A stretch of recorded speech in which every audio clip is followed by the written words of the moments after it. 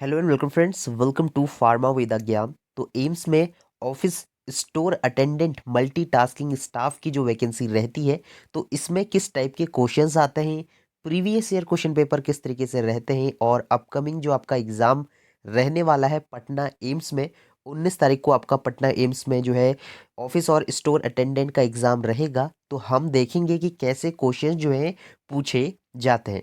तो ये जो आप क्वेश्चन पेपर देख रहे हैं ये ऑफिशियल क्वेश्चन पेपर रहेगा। ये एम्स का ही क्वेश्चन पेपर है 2023 का, जो ऋषिकेश में कंडक्ट कराया गया था, जो कि ऋषिकेश एम्स का ये क्वेश्चन पेपर आप लोग देख रहे होंगे। तो पूरा डिटेल पर हम जानेंगे कि कैसे क्वेश्चंस रहते हैं, कैसे क्वेश्चंस जो आपके एग्जाम पैटर्न है, कितने क्वेश्चंस आपके रहेंगे, कितनी मार्किंग रहती है, तो पूरा हम जानेंगे। तो इसमें आपका पटना के एम्स में जो है ये रहेगा।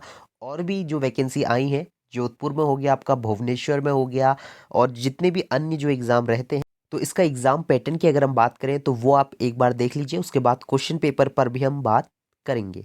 तो एग्ज़ाम पैटर्न की अगर हम बात करें तो सभी एम्स में जो है आपका एक ही सिलेबस रहता है। कहीं कहीं जो है थोड़ा बहुत ऊपर नीचे रहता है, लेकिन ज़्यादातर जो है सिलेबस आपको एक ही देखने को मिलेगा। एक ही एग्ज़ाम पैटर्न फॉलो एम्स के द्वारा किया जाता है। तो सबसे पहले हम देखें कि जनरल इंटेलिजेंस रीजनिंग जो है आपके 50 नंबर की रहेगी।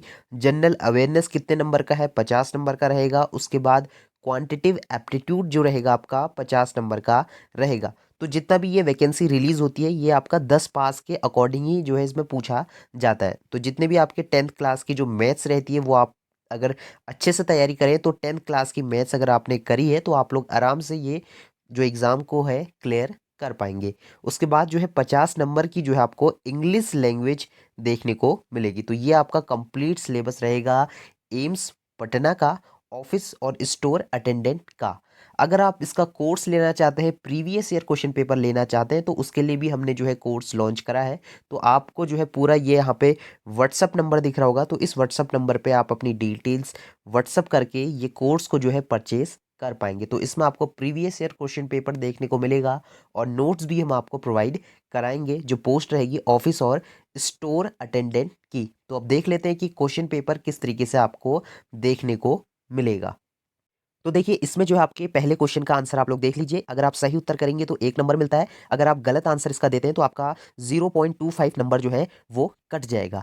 तो काफ़ी लोगों के द्वारा पूछा जा रहा था कि ये एग्जाम हिंदी और इंग्लिश दोनों में होगा, तो बिल्कुल आपको जो क्वेश्चन पेपर आपको दिखेगा कुछ इस तरीके का ही रहेगा, जो कि सीबीटी मोड में कराया जाएगा। कंप्यूटर बेस्ड टेस्ट ये रहता है, मतलब कंप्यूटर में स्क्रीन में आपको कुछ ऐसे क्वेश्चन दिख रहे होंगे और इसमें आपको ABCD करके तीन, जैसे यहाँ पे आपको 4 ऑप्शन दिख रहे हैं, तो इसमें से आपको एक में टिक करना होगा।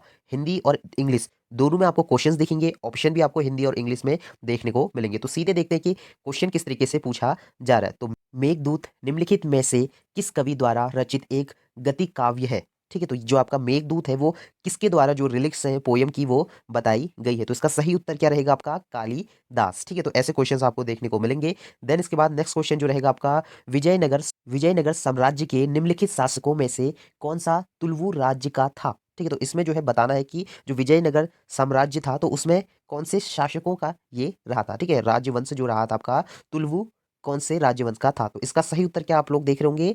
कृष्णदेव राय जो है इसका सही उत्तर रहेगा। इसके बाद जो है नेक्स्ट क्वेश्चन आप देखें, प्रसिद्ध ऐतिहासिक कृति आइन ए अकबरी किसकी रचना है? ठीक है, तो ये क्वेश्चन पूछा गया है, तो इसका जो सही उत्तर है वो अब्दुल फजल जो है इसका सही उत्तर रहेगा। इस तरीके से जो है प्रश्न आपको देखने को मिलेंगे। तो हिस्ट्री के ये क्वेश्चन देख रहे हैं, अगर आपने जनरल जो आपकी लूसेंट की बुक रहती है वो अगर अच्छे से पढ़ी है तो उसमें आपको सारे क्वेश्चंस के आंसर भी देखने को मिलेंगे। तो चौथा प्रश्न है आपका, भारत में महात्मा गांधी द्वारा सविनय अवज्ञा आंदोलन कब शुरू किया गया था? ठीक है, तो ये जो आंदोलन रहा था वो 1930 में जो है शुरू किया गया था। ठीक है, तो दांडी मार्च के बारे में भी पूछ लिया जाता है। जो सॉल्ट का आंदोलन हुआ था वो कब हुआ था? तो ऐसे क्वेश्चंस भी आपको देखने को मिलेंगे। तो ये आपको ऑप्शन भी देख रहे होंगे, आपको ऑप्शन दिखेंगे। और 1912 में समाचार पत्र अल हिलाल किसके द्वारा शुरू किया गया था? ठीक है, जो आपका समाचार पत्र था अल हिलाल, तो ये जो शुरू किया गया था मौलाना अब्दुल कलाम आजाद द्वारा किया गया था। इसके बाद जो निम्नलिखित में से कौन सी संरचना मुगल सम्राट अकबर ने गुजरात पर अपनी जीत के उपलक्ष्य में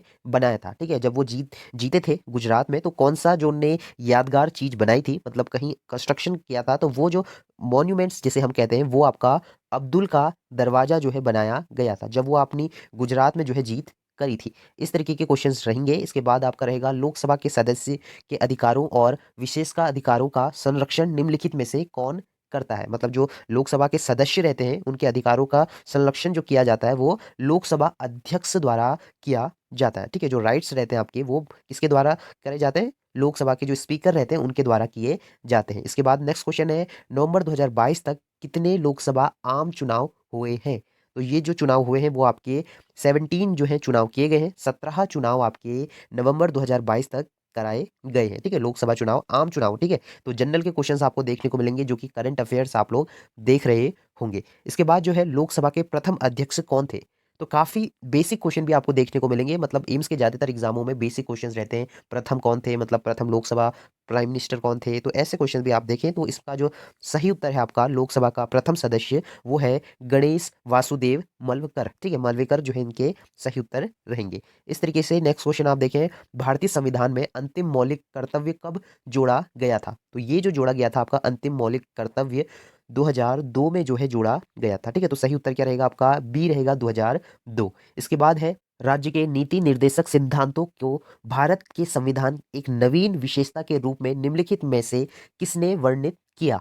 ठीक है, तो ये प्रश्न पूछा जा रहा है, जो सिद्धांत थे भारत का संविधान किसने लिखा? आप सभी जानते हैं जो B.R. अम्बेडकर जी हैं उनके द्वारा ये लिखा गया था। तो यही प्रश्न पूछा गया है कि ये किसके द्वारा जो है ये किया गया था। इसके बाद है, भारतीय संविधान के निम्नलिखित में से कौन से अनुच्छेद केंद्र में सरकार की संसदीय प्रणाली से संबंधित है? ठीक है, तो ये जो संबंधित रहेगा आपका अनुच्छेद 74 और 75 जो है इसका सही उत्तर रहेगा। केंद्र सरकार की जो आपका सदस्यता रहती है, ठीक है, जो प्रणाली है, संसदीय प्रणाली जिसे कहते हैं, तो उसका सही उत्तर क्या रहेगा? अनुच्छेद 74 और 75। ठीक है, तो ये इसका सही उत्तर रहेगा। इसके बाद जो है यूनेस्को जो रहता है विश्व धरोहर स्थल, देखिए अभी का क्वेश्चन है, फतेहपुर सीकरी निम्नलिखित में से किस राज्य में स्थित है? तो ये आपका वर्ल्ड हेरिटेज जिसे हम कहते हैं, तो इसका जो सही उत्तर है वो कहाँ पे स्थित है? तो ये आपको पता होना चाहिए, ये उत्तर प्रदेश में है। ठीक है, तो सभी जानते हैं इसका आंसर क्या रहने वाला है, जो आपका फतेहपुर सीकरी है वो कहाँ पे स्थित है। तो ऐसे आपको बहुत ही बेसिक क्वेश्चंस देखने को मिले होंगे। अब ये देखिए, बिहू जो डांस है वो कहाँ का लोक नृत्य है? जो बिहू डांस करते हैं लोग वो कहाँ का है? तो आप सभी जानते हैं आसाम का है। ठीक है, तो बिहू डांस किया जाता है। कुछ कभी पूछा जाता है कि पोंगल कहाँ का जो है फेस्टिवल रहता है, तो ऐसे क्वेश्चंस भी आपको देखने को मिलेंगे। तो इसके बाद देखिए, ये क्वेश्चंस आपको बताना है कि इसमें आपको जो राइटर है, जो फिलोसफर है उनका रहेगा। ठीक है, किसके द्वारा ये लिखी गई थी? तो रामानुज द्वारा जो है ये फिलोसफर जो आपके रहेंगे। दर्शन के संपादक कौन थे? तो ये आप यहाँ पे देख रहे होंगे, इनके संपादक जो है आपके रामानुज जो हैं वो रहे थे। तो ऐसे क्वेश्चंस भी आपको देखने को मिलेंगे। इसके बाद आप देखें, तो गतका एक पारंपरिक मार्शल आर्ट शैली है, यह निम्नलिखित में से किस राज्य से संबंधित है? ठीक है, तो गतका जो रहता है एक ट्रेडिशनल मार्शल आर्ट रहता है जो कि पंजाब से संबंधित रहेगा। ठीक है, तो गतका जो है आप लोगों को पता होना चाहिए कहाँ से संबंधित है, वो आपका पंजाब से संबंधित रहेगा। इसके बाद है लीलावती। तो लीलावती जो पुस्तक है वो किसके द्वारा लिखी गई थी? वो भास्कराचार्य द्वारा जो है लिखी गई थी। ठीक है, तो भास्कराचार्य द्वारा कौन सी पुस्तक लिखी थी? लीलावती। निम्नलिखित में 18वां प्रश्न आपका रहेगा, निम्नलिखित आजीविका संप्रदाय का संपादक कौन था? तो इसमें जो है सही उत्तर आप देख लीजिए, गौशाला जो है मस्करी पुत्र जो है रहेगा। ठीक है, मस्करी पुत्र, तो ये जो है इसका सही उत्तर है। तो ऐसे क्वेश्चंस भी आपको देखने को मिलेंगे। निम्नलिखित में से कौन सा दर्रा सिक्किम राज्य में स्थित है? तो दर्रे जो है आपको याद होने चाहिए। काफी दर्रे जो आपके उत्तराखंड में पड़ते हैं, हिमाचल में पड़ते हैं, जम्मू कश्मीर में पड़ते हैं, आसाम में पड़ते हैं। तो वो जो दरें होती हैं उनके बारे में भी आपको जो है ज्ञात होना चाहिए। तो ये जो है जेलपा जो है ये दर्रा रहेगा। ठीक है, जेलपा करके ये दर्रा है जो कि सिक्किम राज्य में स्थित रहेगा। इसके बाद है भारतीय मानक समय जो आपका ग्रीनविच जिसे हम कहते हैं मीन टाइम आगे है, तो कितना मीन टाइम है? 5.5 घंटा जो है मीन टाइम आगे रहेगा। ठीक है, जो ग्रीनविच जिसे कहते हैं GMT भी कहा जाता है शॉर्ट में, तो ये आपका 5.5 घंटा आगे रहता है। ठीक है, अगर आप कोई भी देश में चले जाए तो वहाँ का अलग अलग GMT रहता है जिसको कि ग्रीकविच मीन टाइम भी कहा जाता है। तो ऐसे क्वेश्चंस आप देखें, तो बेसिक क्वेश्चन है, नैनीताल लेक इज सिचुएटेड। तो ये तो बहुत इजी है, सभी को पता है नैनीताल लेक कहाँ पे है। उत्तराखंड में जो है आपकी नैनीताल की लेक रहेगी। ठीक है, तो ये क्वेश्चंस आपके रहेंगे क्योंकि ये क्वेश्चन कहाँ पूछे गए थे? उत्तराखंड, मतलब जो ऋषिकेश एम्स है उसमें पूछे गए थे। तो एक उत्तराखंड का क्वेश्चन भी आपको इसमें देखने को मिल रहा होगा। इसके बाद है Krishna Raj Sagar dam is situated across which river. जो आपका कृष्णा राज्य सागर जो बांध है वो किस नदी पर बनाया गया है? तो ये जो बनाया गया है आपको कावेरी नदी पर जो है ये डैम बनाया गया है, कृष्णा राजा सागर। ठीक है, तो ये आपका कहाँ है? कावेरी में है। इसके बाद निम्नलिखित निम्नलिखित में से कौन सा शहर भारत में वित्तीय राजधानी के रूप में जाना जाता है? तो आप सभी जानते हैं मुंबई जो है फाइनेंशियल कैपिटल के तौर पर भी जानी जाती है। इसके बाद नेक्स्ट प्रश्न आपका रहेगा, निम्नलिखित में से कौन सा कोयला क्षेत्र जो झारखंड राज्य में स्थित है? तो बोकारो में काफी अधिक मात्रा में जो है कोयला मिलता है। तो बोकारो में काफी अच्छे मात्रा में क्या रहता है? कोयला। तो इसलिए जो है जो आपका कोल रिफाइनरीज है वो वहां पे स्थित रहती हैं। ठीक है, तो सही उत्तर क्या रहेगा? बोकारो। नेक्स्ट क्वेश्चन आपका, भारत का पहला क्रेडिट रेटिंग एजेंसी कौन सी है? जो जो रेटिंग एजेंसी रहेंगी वो क्रिजिल जो है इसका सही उत्तर रहेगा। ठीक है, तो आपने एडो में भी देखा होगा जो आपका क्रेडिट कार्ड के ये ऐड आते हैं, तो क्रिजिल करके एक कंपनी है, तो उसका जो है ये उत्तर रहेगा। इसके बाद नेक्स्ट क्वेश्चन आपका, आरटीजीएस के माध्यम से भेजा जाने वाला न्यूनतम राशि है? जितनी भी जैसे कोई योजना रहती है आपकी गांव घरों में, जो योजना रहती है प्रधानमंत्री योजना, तो उसमें मिनिमम जो राशि रहती है आरटीजीएस के द्वारा वो 2 लाख रुपए रहती है। ठीक है, तो ये क्वेश्चन भी आपको देखने को मिलेंगे। आरटीजीएस की फुल फॉर्म भी आ जाती है, तो वो भी आप लोगों को देखना होगा। इसके बाद है आपका, भारत की दूसरी पंचवर्षीय योजना की अवधि कौन सी है? तो पंचवर्षीय योजना की जो अवधि रही थी वो 1956 से लेके 1961 तक रही थी। इसके बाद नेक्स्ट क्वेश्चन आपका रहेगा, जो आपका वर्ल्ड इकोनॉमिक फॉर्म है जो कि प्रकाशित किया गया था, जब रिपोर्ट की गई थी, तो किसके संदर्भ में प्रकाशित की गई थी? तो वो आपका जो है ग्लोबल जो आपका रही थी प्रतिस्पर्धा रिपोर्ट रही थी। ठीक है, तो ये आपका सही उत्तर रहेगा। तो आप लोग हिंदी में भी देख सकते हैं और इंग्लिश में भी अपने अनुसार देख सकते हैं। ठीक है, तो सही उत्तर आप लोगों ने देख लिया होगा।